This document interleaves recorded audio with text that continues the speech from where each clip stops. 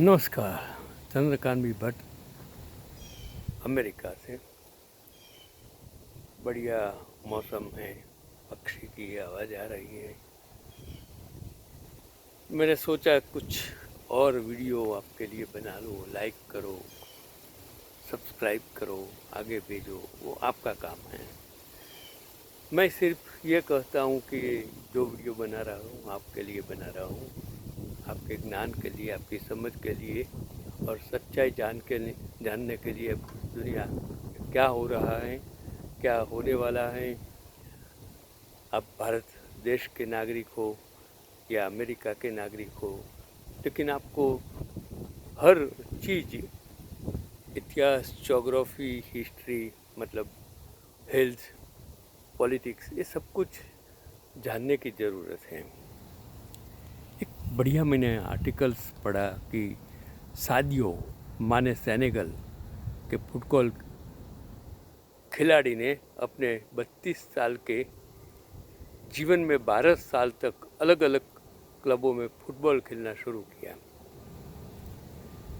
मैं आज इस इंसान की बात क्यों करता हूँ कि हर इंसान या तो धन, या तो सत्ता, या तो अपना नाम कमाने के लिए काम करते हैं, लेकिन कोई ऐसे भी इंसान है जो कमाता है उस दुनिया के लिए, लोगों के लिए, समाज के लिए। उसके पास जो सत्ता है वो सत्ता का सेवा के लिए, समाज के लिए उपयोग करते। लाल बहादुर शास्त्री, महात्मा गांधी, जिन्होंने उस जमाने में 1915 to 18 की बात करता हूँ, साबरमती में अपने पैसे से ज़मीन खरीदी थी और आज उसे बेच रहे हैं सत्ता में बैठे लोग। चलो आगे बात करता हूँ कि उन्होंने खेलना शुरू किया और विदेशी खिलाड़ियों को बहुत अच्छा वित्तीय रिटर्न मिलता है।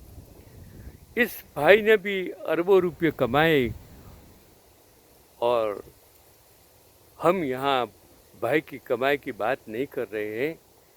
उन्होंने अपनी कमाई का एक बड़ा हिस्सा अपने गांव वालों और इलाके के लोगों को दान कर दिया है।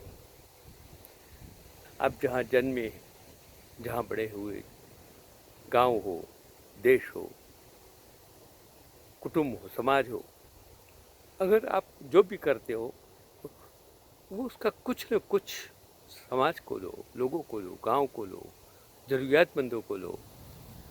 तो उन्होंने दान कर दिया है कि यह कैसे काम आ सकता है। गांव के लोगों के लिए एक बड़ा अस्पताल बनाया गया है, आवासीय मकान बनाए गए हैं, अपने लोगों की मदद के लिए कई गतिविधियां शुरू की गई हैं। और अगर आप उसको गूगल पर नज़र डालेंगे तो आपको उनकी धर्मार्थ गतिविधियों के बारे में विशेष जानकारी मिलेगी। वहाँ हम खिलाड़ी इतनी कमाई नहीं करते। हाँ, क्रिकेट जैसे खेल में कुछ भी ही खिलाड़ी मोटी कमाई करते हैं। फिर सत्य तो यह है कि ये खिलाड़ी अपनी कमाई से गांव, समाज या क्षेत्र के प्रति अपनी इतनी संवेदनशीलता नहीं दिखाते। दक्षिण भारतीय फिल्म सितारे समाज के उत्थान के लिए बहुत रुचि दिखाते हैं, चाहे वह शिक्षा, स्वास्थ्य या बुनियादी सुविधाएं हो। और सूरत के हीरा बाजार में मोटी कमाई करने वाले कई महानुभावों ने खुद को समाज सेवा के लिए प्रतिबद्ध किया है। यदि सब कुछ यही छोड़ना पड़े तो जो कुछ हमारे पास अधिक है उसमें से दान करके हम उपयोगी कार्य कर सकते हैं। जो मैंने ये पढ़ा उसमें लिखा है कि के शाह साबरकांठा जिला स्वास्थ्य बोर्ड द्वारा संचालित वार्तक अस्पताल परिसर में स्थापित नेत्र अस्पताल का जो उन्होंने लिखने वाले ने दौरा किया तो उसका प्रबंधक अंधजन मंडल द्वारा किया जाता है। जो गाबट तालुका वैद्य जिला अरावली के कई व्यापारी अहमदाबाद, बड़ौदा, मुंबई अमेरिका और अन्य देशों में बस गए हैं, उन्होंने जो दान की रकम, जिसके लिए पिछले वर्ष मॉडल नेत्र अस्पताल शुरू किए गए, तो उन लोगों ने प्रदेश से और कहाँ से भी कितना पैसा इकट्ठा करके वो अस्पताल शुरू हुआ है और अब तक 18,000 से ज़्यादा लोग इससे लाभान्वित हो चुके हैं।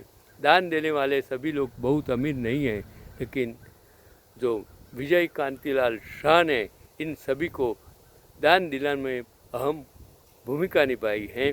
उनके परिवार से माता पिता भाई भाभी के नाम पर बड़ी मात्रा में दान वो संस्था को प्राप्त हुआ है।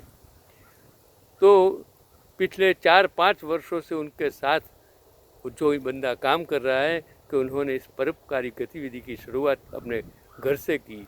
जलाराम बापा या बजरंग दास बापू जैसे कई महापुरुषों ने सौराष्ट्र के वीरपुर, सत्ताधार, सायला जैसे कई स्थानों पर अन्न क्षेत्र शुरू किया है। जो दे सके उसे रोटी दो, जो खा सके उसको रोटी दो।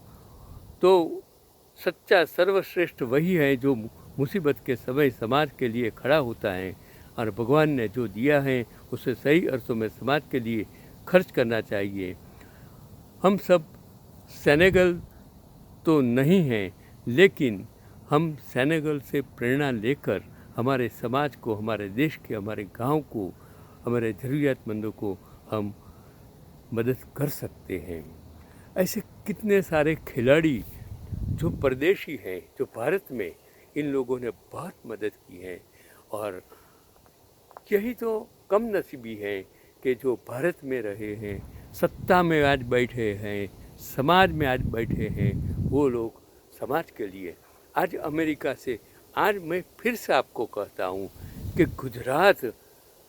गुजरात मॉडल के नाम वोट लिया जाता है, उन्होंने कुछ नहीं किया है, लेकिन गुजरात की शक्ल पहले बनाने वाले थे वो अफ्रीका के पटेल थे, जिन्होंने चरोतर बनाया। और बाद में एनआरआई ऑस्ट्रेलिया, यूके, खासतौर more than 70% remittance come from NRI to Gujarat in Reserve Bank। तो आप सोच सकते हैं ये गणपत यूनिवर्सिटी, कितनी हॉस्पिटल, कितनी कॉलेज ये एनआरआई ने बनवाई है। और आज कुछ सरकार नहीं करती है, सरकार को भ्रष्टाचार के सिवा कुछ उसके दिमाग में कुछ रहता ही नहीं है। आपको सत्ता मिली है, 30 साल का आपके पास शासन है, 10 साल का शासन आपके पास सेंट्रल में है, तो आप क्या कर रहे हो? आप गुजराती हो या वो गुजरात के 2 नरबंग के महात्मा गांधी और सरदार का नाम आपने क्यों बिगाड़ा है, क्यों बिगाड़ रहे हो? मुझे शर्म आती है, क्योंकि मैं भी गुजराती हूँ। मैंने मेरी ज़िंदगी का मोर देन 45 ईयर्स गुजरात में शिक्षण क्षेत्र में बिताया, जो लोगों को पढ़ाया, स्टूडेंट्स को पढ़ाया।